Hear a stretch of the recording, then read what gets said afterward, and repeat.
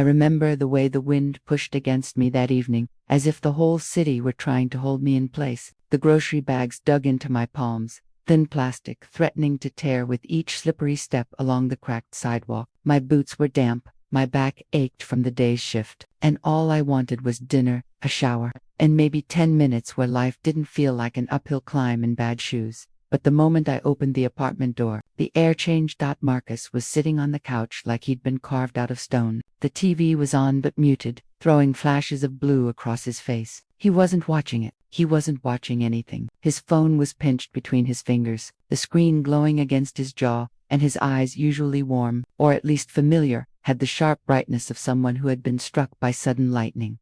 "What's wrong?" I asked, though the answer was already creeping up my spine.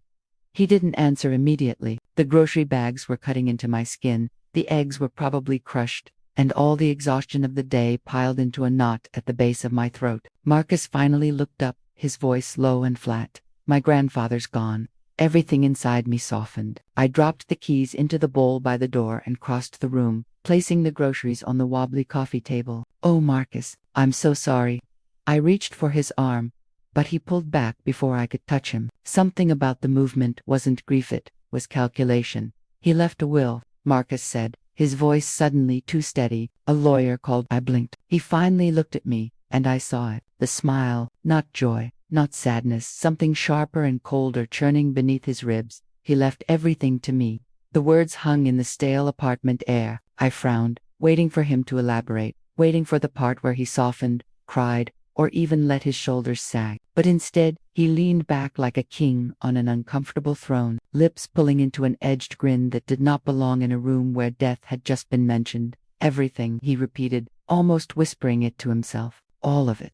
I stood there in my dripping boots, the egg yolk leaking somewhere inside the bag and probably soaking into the bread, and realized I was watching something crack open inside him, and not in a way I recognized. He started pacing, talking to himself under his breath, then talking to me, then talking on the phone to someone else entirely. He listed houses, accounts, words like portfolio, and assets that he usually only said when rehearsing for business ideas that never left his notes app. He didn't say, "Grandpa," again. He didn't say any name at all. I sat on the frayed edge of our second-hand couch and felt my heart go strangely quiet. This wasn't just shock. This wasn't a man grieving. It was a man believing he had finally received proof that he was owed the world. Moffice didn't come to bed until long after midnight. I heard him in the living room while I lay staring at the ceiling. He called every friend he ever bragged to, telling them he was about to level up. He laughed loud, reckless, almost unrecognizable. At one point he shouted,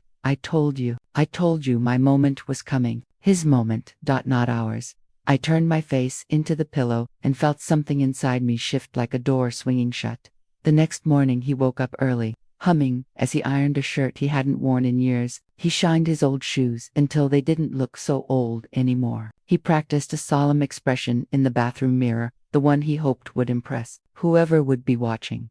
"You think I should wear a tie?" he asked, adjusting it like he was prepping for a photo shoot. "This isn't a celebration," I said, pouring lukewarm coffee into a mug with a chipped handle. "It's the reading of a will." He didn't even blink. "It's both." He kissed the air near my cheek. He hadn't kissed me properly in months, and left without another word. I tried to go about my day like normal, but normal had been knocked off its hinges. At work, every ring of the phone made me jump. Every email I typed looked blurry. I burned my tongue on bad breakroom coffee. I kept checking my phone, waiting for a text from him. Nothing. By lunch, I'd convinced myself that the lawyer had simply taken the day to explain things, that Marcus was overwhelmed, that he didn't have the words yet, that he would call me once he had news. But 11 a.m. passed, then noon, then 3, then 7. When he finally returned home, the front door slammed open so violently I thought someone was breaking in. He charged into the apartment like he owned the whole building. His eyes were so bright with excitement they almost glowed. 2.3 million, he said without any greeting. I didn't move. "What, 2.3 million? He threw his jacket on the couch and spread his arms. "Maybe more. A house downtown worth at least 800 grand, the lake property, retirement accounts, brokerage accounts, the whole kingdom. And guess what?" He pointed both thumbs at his chest. "It all belongs to me." He was practically vibrating, bouncing on the balls of his feet like a kid on Christmas morning. Except Christmas hadn't come. A man had died. A man who had raised him when no one else would. A man who sent birthday money every year. A man he barely called. "You okay?" I asked quietly. "Better than okay. This is the moment I've been waiting for."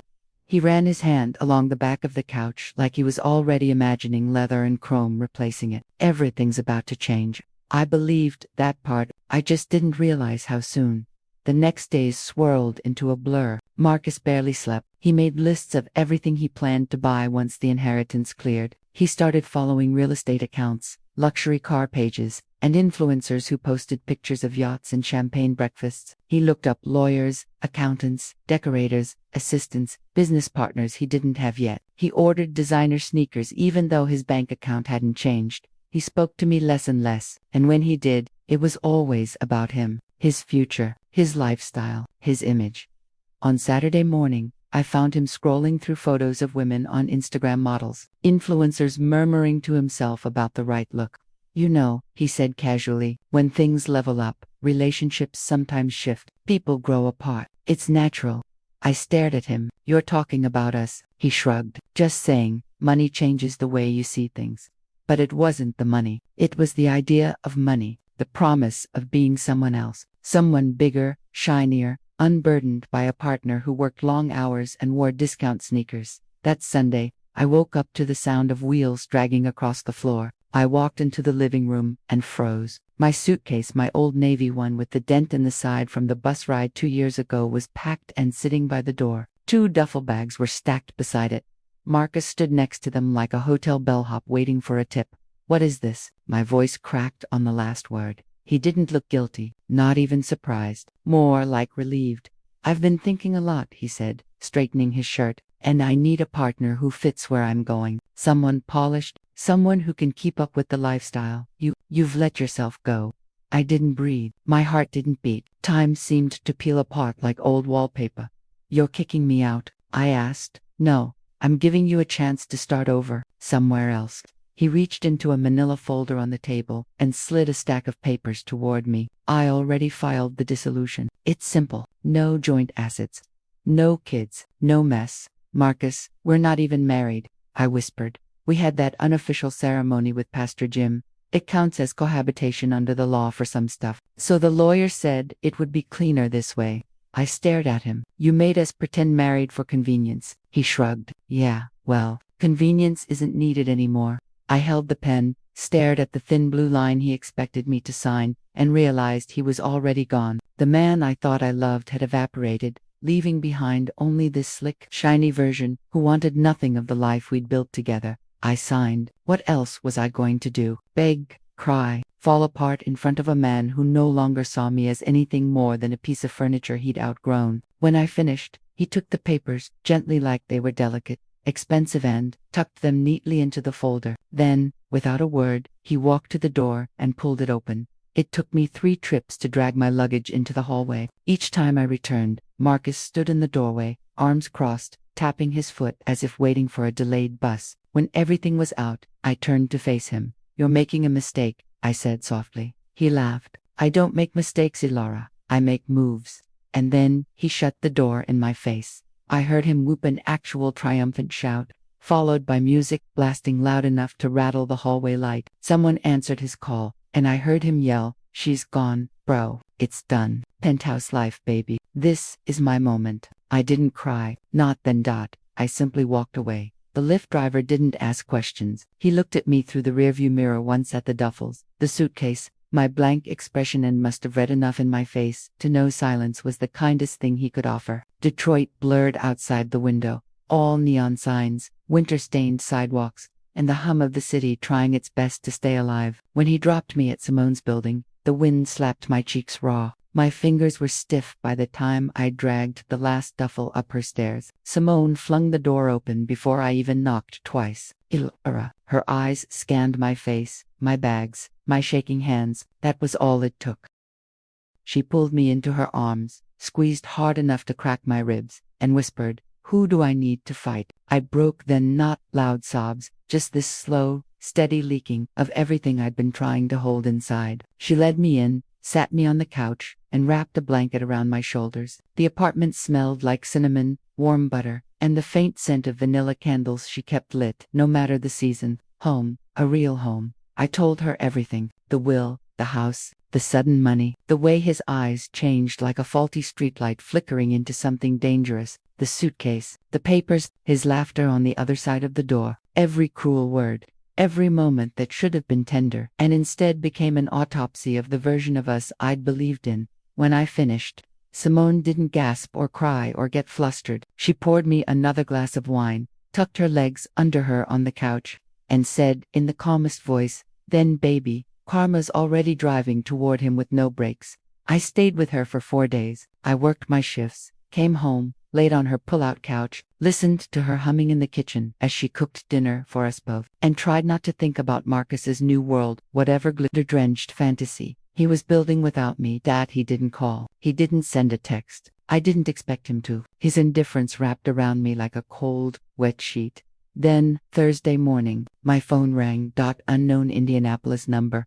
I almost ignored it, but something instinct, fate, maybe the faint echo of Harlan's kindness, made me answer. Elara read. I hesitated. Yes, this is Attorney Gregory Langston, with Langston and Associates. We're handling the estate of Mr. Harlan Reed. I'm calling to inform you that your presence is required at our office tomorrow at 3 o'clock. I nearly dropped the phone. Sir, I think I let out a nervous laugh. You have the wrong person. Marcus is the heir, and we just split, officially. He filed papers. That is precisely why your presence is required. The sentence sent a shiver crawling up my arms. I don't understand. You don't have to. You only need to attend. Tomorrow at 3. Please bring identification. Before I could ask anything else, he politely ended the call. Simone's spoon clattered against her cereal bowl. Who was that? A lawyer, I said, dazed. Marcus's grandfather's lawyer. And I think something's about to change.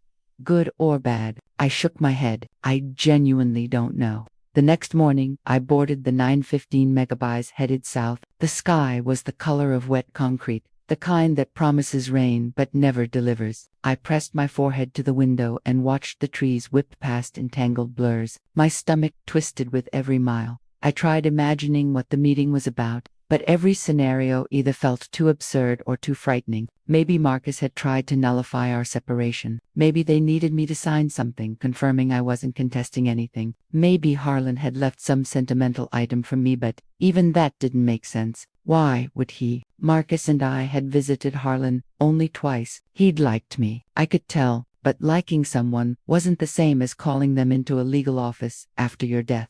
When the bus pulled into Indianapolis, my legs were stiff and my nerves frayed. The law firm sat in a sleek tower downtown, polished glass, brushed steel, everything humming with the quiet confidence of money old enough to stop introducing itself. The receptionist knew my name before I even spoke it. Right this way, Mrs. Reed, Mrs. Reed. Even though we were done, I stepped into the conference room and stopped breathing. Marcus was there, and he didn't look triumphant. He looked wrecked. His shirt was wrinkled, his eyes red-rimmed like he hadn't slept since the day he kicked me out. He kept running his hands through his hair, messing up the waves he usually maintained religiously. There were 2 others in the room. A dignified older woman I recognized vaguely as Harlan's sister, and Attorney Langston, who stood at the head of the table like this was a courtroom drama. Marcus's gaze snapped toward me, his mouth opened, closed, opened again. His voice cracked. I sat across from him, pulse thundering in my temples. The lawyer cleared his throat, pulled a thick, leather-bound folder from his briefcase, and adjusted his glasses with exquisite slowness. Thank you for coming, Mrs. Reed. Now that all relevant parties are present, we can proceed with the full reading of Mr. Harlan Reed's will. Marcus leaned forward, his knee bounced violently under the table. This isn't necessary, he muttered. We already went through all this. I'm the heir. Attorney Langston gave him a long, calm look. You were informed of the general contents, not the complete conditions. Marcus froze. Conditions? The lawyer opened the folder. The room quieted until even my heartbeat felt too loud. Then Attorney Langston began to read. To my grandson, Marcus Anthony Reed, I leave my entire estate, real property, financial accounts, all holdings, on the following condition: that at the time of my death, and for at least 1 full year afterward, He remains continuously and legally married to his wife, Elara Janelle Reed.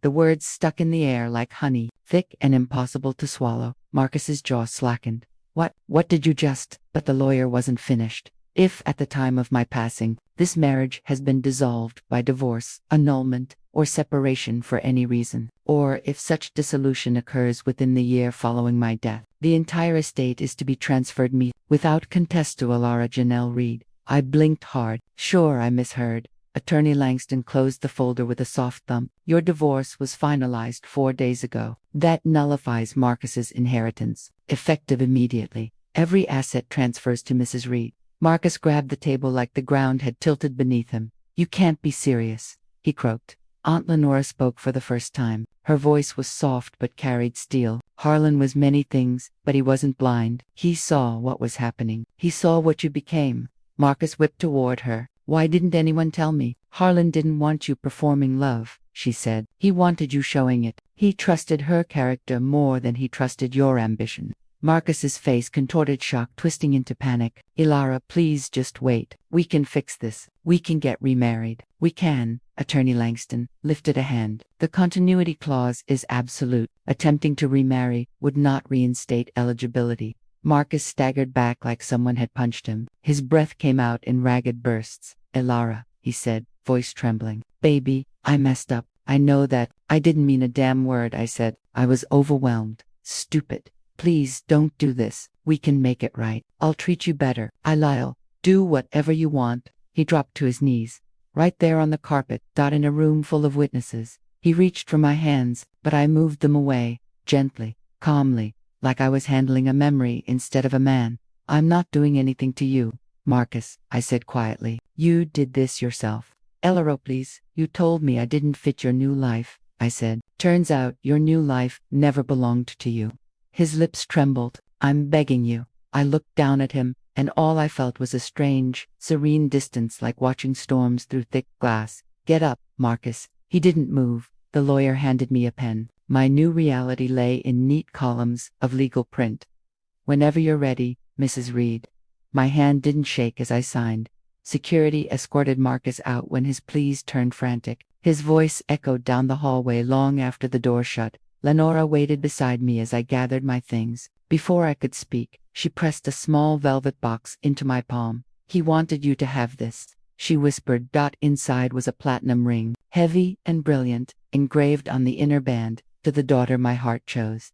My throat tightened. Tears finally came, hot, unstoppable. Cleansing, I cried, all the way down the elevator. I didn't. He stopped crying until the elevator doors opened onto the marble lobby. The security guard glanced up from his desk, probably used to emotional people leaving legal offices, but he didn't say a word. I stepped into the cold, Indianapolis air, feeling like the world had shifted half an inch to the left. The city moved around me, cars honking, people rushing to lunch, a woman talking loudly into her earpiece. But I felt strangely disconnected, like I was watching everything from underwater.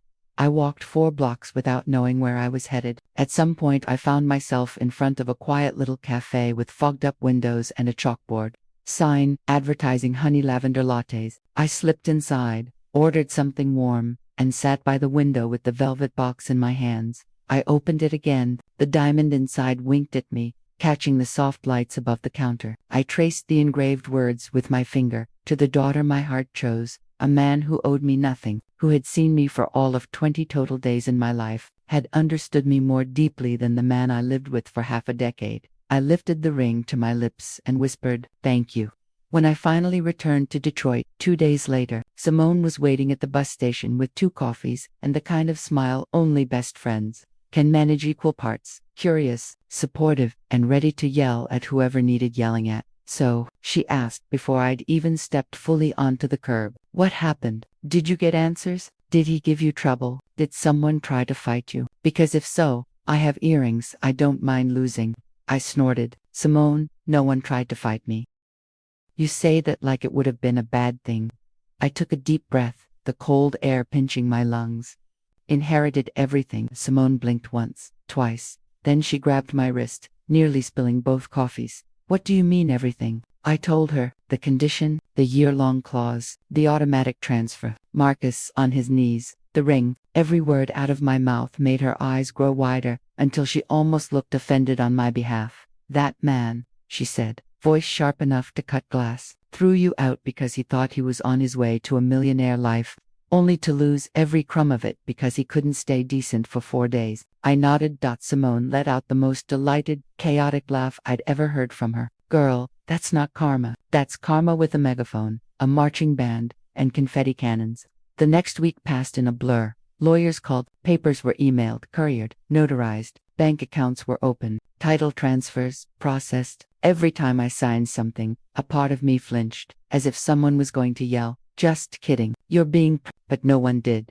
The downtown property key arrived first, engraved on a heavy silver fob with the address etched into the metal. When I drove there for the first time, my hands shook on the steering wheel. The house rose before me like a monument, red brick softened with age, tall windows set in carved frames, a porch wrapped around the front like a welcoming arm. Inside, sunlight filtered through stained glass transoms, painting warm ribbons of color across every surface. The steps creaked like a greeting when I climbed them. The built-in bookshelves in the library overflowed with first editions, family history, old letters tied neatly with twine, evidence of a life lived with intention, not indulgence. The air smelled like cedar, lemon polish, and faint traces of pipe tobacco. For the first time in years, I breathed without the weight of survival pressing against my ribs. I didn't move in right away. I needed time, space, quiet. The lake house came next. Driving up the winding road through the tall pines felt like stepping into someone else's dream.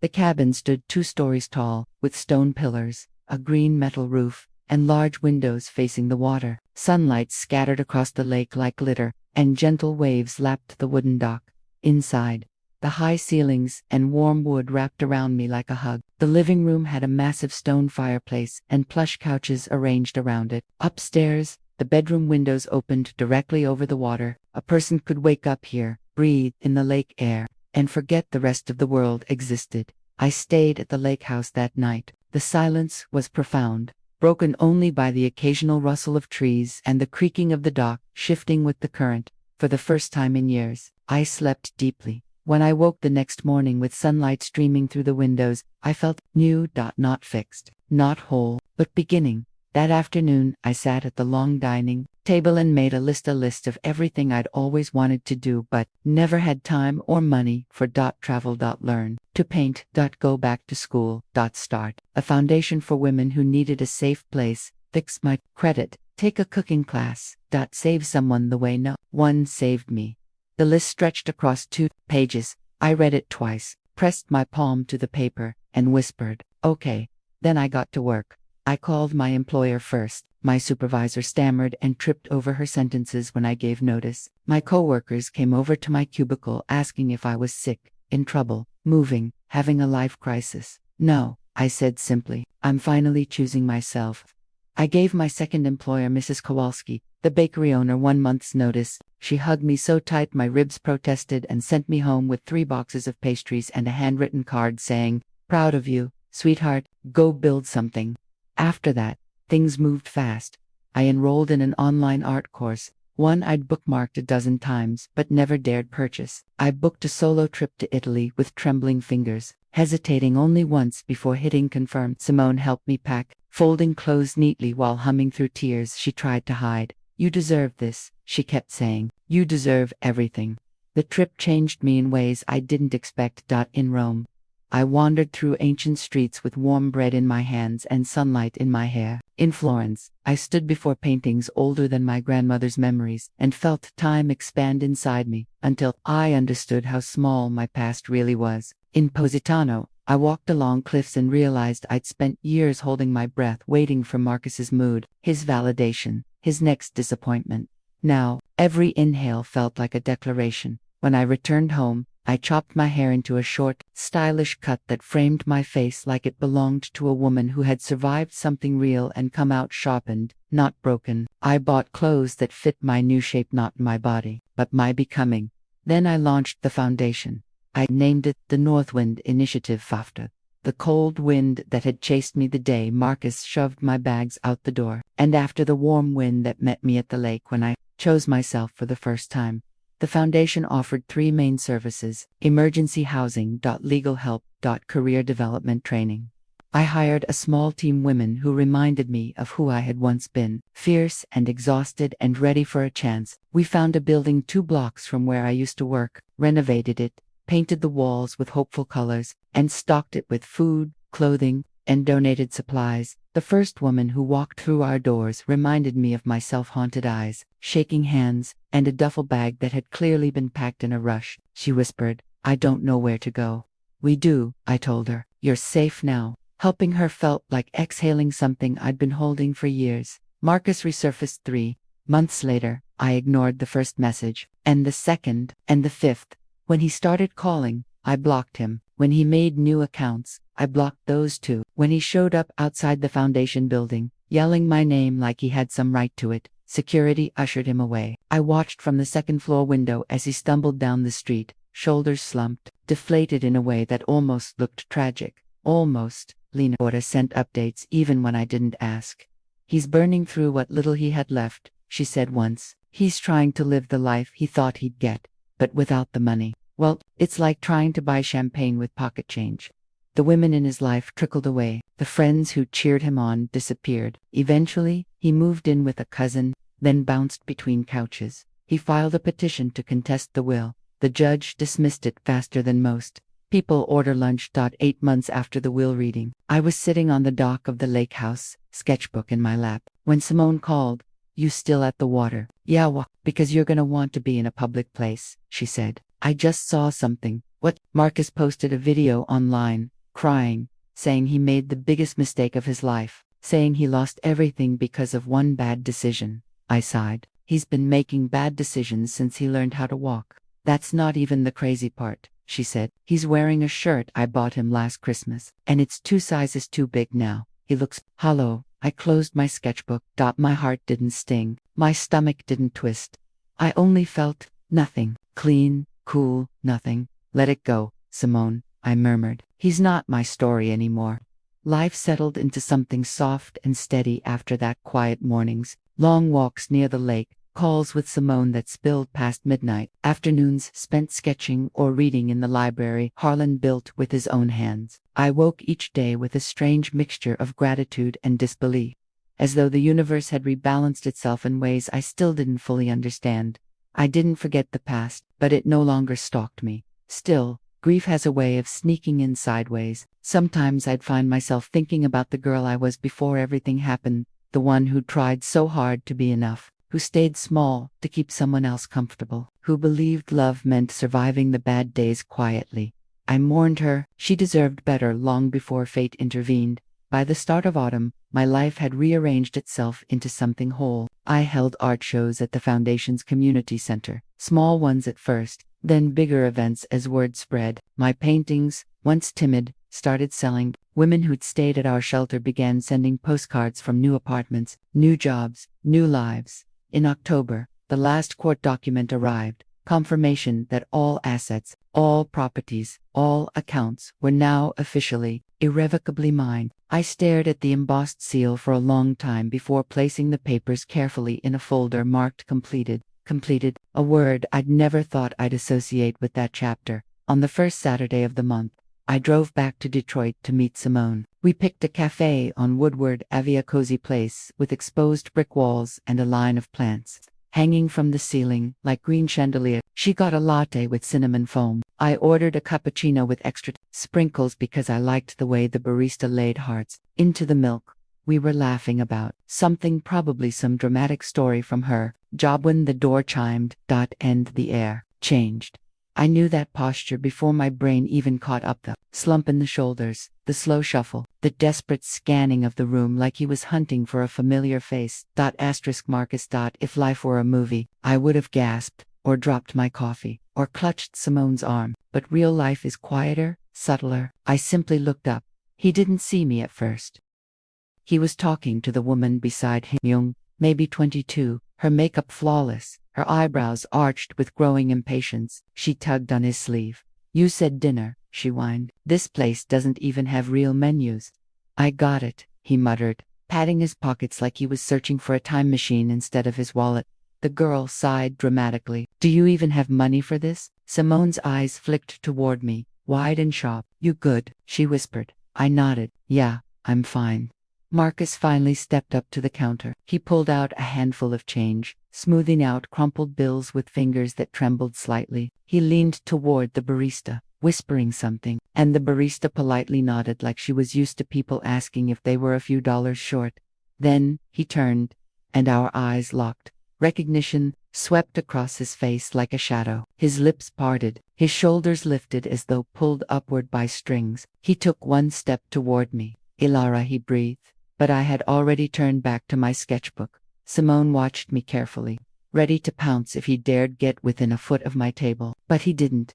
He stood frozen for a moment, the man who had once thrown me out like I was disposable now, staring at me like I was the last door out of a burning room. His girlfriend snapped her fingers in his face. "Marcus, I'm starving. Order something." He blinked, dazed, and shuffled back to the counter. I didn't look again, not once. When we were finished, I left a 20 under my saucer, slipped on my sunglasses, and followed Simone out into the crisp afternoon air. Leaves skittered across the pavement, gold and red like sparks blown from a fire. Simone exhaled softly, sliding her hands into her coat pockets. "You handled that like a queen." "I'm not a queen," I said with a small smile. "I'm just done." Same thing. We drove back to the lake house that evening. She stayed for dinner. Rosemary chicken and roasted vegetables I'd learned to make from an Italian grandmother during my trip. We talked and laughed and lounged by the fireplace until midnight. After she left, I walked out onto the dock with a blanket draped over my shoulders. The lake was ink dark, rippling slightly under the touch of the wind. Stars flickered overhead, thousands of them. So many it felt like the sky had cracked open to show its fire. I stood there a long time, breathing in the cold air, feeling it fill every corner of my chest. For the first time in months, I thought about Harlan, not the will, not the inheritance, but the man himself. The way he looked at me when I first met him, like he saw something solid in me long before I learned to see it in myself. The way his eyes softened when Marcus snapped at me. The way he always asked if I was eating well. He must have known. He must have seen everything. I whispered into the night. "Thank you for giving me a future before I even knew I was allowed to have one." The water shimmered, carrying away my words. I stayed outside until the chill bit my fingers. When I finally went back indoors, I paused at the doorway, looking back once more at the vast, dark lake and the silver thread of moonlight trembling across its surface. Something inside me settled. Not everything needed closure. Some things simply ended, and the ending itself was the closure. Over the next few months, the foundation grew. Donations rolled in. Volunteers arrived in waves. We secured partnerships with local shelters and legal clinics. We hosted workshops, resume building sessions, financial literacy classes, healing circles. We created a clothing closet with fresh clothes for women starting over. We built a small playroom for children whose mothers were rebuilding from scratch. One evening, during a career coaching event, a young woman came up to me. Her hair was tied back, her eyes ringed with exhaustion. She held a folder to her chest like a shield. "Thank you," she whispered. "Not for this program, though it's helped, but for existing. Seeing someone like you, it makes me think it's possible." Her voice cracked. Mine almost did too. I hugged her gently. "It is possible," I said. "Look at you. You're already on your way." The foundation became my work, my mission, my anchor. Every story I heard reminded me of the life I escaped. Every victory for another woman felt like reclaiming a piece of myself. By spring, the house felt full again. Not full of people, but of meaning. That made almost a year after Harlan's passing, I received an envelope from Attorney Langston. I opened it at the kitchen table, heart thudding. Inside was a simple letter, written in his steady, formal handwriting. "Per Mr. Reed's instructions, all stipulations of the estate have now been fulfilled. You are the sole, permanent beneficiary." At the bottom, in a smaller script, he'd added, "Harlan spoke of you often. He would be proud of what you're building." I pressed the paper to my heart and closed my eyes. That night, Simone came over with a bottle of wine and a tote bag full of snacks. We sat on the couch watching some terrible reality show, screeching at the drama and laughing until tears ran down our faces. "You're different now," she said at one point, studying me thoughtfully. "How?" I asked, curling my legs under me. "You're not trying to protect yourself from everything anymore. You walk like someone with a future." I thought about that, then nodded. Maybe I finally believe I deserve one. She clinked her glass against mine. You do. Later, lying in bed, the moonlight spilling across the wooden floor, I felt the quietest sense of arrival. Not at a destination, but at myself. I didn't need revenge. Life handled that without me lifting a finger. What I had instead was something far rarer, peace that didn't depend on anyone else's hands. I drifted to sleep with a smile, a soft one, a sure one, for the first time in my life. I wasn't surviving, I was living. June arrived with soft mornings and evenings washed in gold. Flowers bloomed around the lake house, splashing color across the shoreline, purple lupins, yellow black-eyed Susans, tiny white blossoms I never learned the names of. The world felt new, and so did I. The foundation held its first annual gala. That month nothing extravagant. Just a warm community event in the renovated library downtown. Women shared their stories on stage. Some talked about leaving situations that nearly destroyed them. Others talked about getting jobs, apartments, or simply sleeping through the night for the first time in years. When they invited me up to speak, I hesitated. I had never enjoyed being in the spotlight. But as I walked to the podium, the room erupted into applause. Faces blurred, but their energy hopeful, grateful, alive, wrapped around me like a hug. I'm not here because I'm strong, I said. I'm here because someone believed in me when I didn't believe in myself. And I want every woman who walks through our doors to feel that same belief. The crowd clapped again. A few women wiped away tears. Afterward, they hugged me, thanked me, and told me stories that shook my heart. One woman whispered, I left last night. You saved my life. I held her for a long moment. You saved your own life, I said softly. I'm just glad you had somewhere to land. Walking out of that building that night felt like stepping into my actual purpose, like everything I had survived led me here. To this exact moment, I didn't think about Marcus much anymore. He became a shadow in a chapter closed long ago. But life has a way of looping back when you least expect it. One afternoon in late summer, I received a call from a number I didn't recognize. Is this Ms. Reed? A man asked politely. Yes, this is she. This is Officer Landry with Detroit PD. We're looking to contact a relative or former partner of Marcus Reed. We found your name listed as an emergency contact on an older record. For a moment, my heart stumbled. Is he hurt? I asked, automatically, almost reflexively. Old habits dying slower than wounds heal. No, ma'am, he's not injured, but he's currently in custody for trespassing. He asked us to notify someone. You were the only reachable name. I let out a slow breath. I'm not his contact anymore. We haven't been together in a long time. Understood? We'll move forward accordingly. I hung up, staring at the lake through the window. I wasn't sad. I wasn't angry. I wasn't anything. Just done. That night, I sat outside on the deck, letting the cool air slip around me. I watched the moon ripple across the lake, twisting silver across the water, and thought about how far I'd come.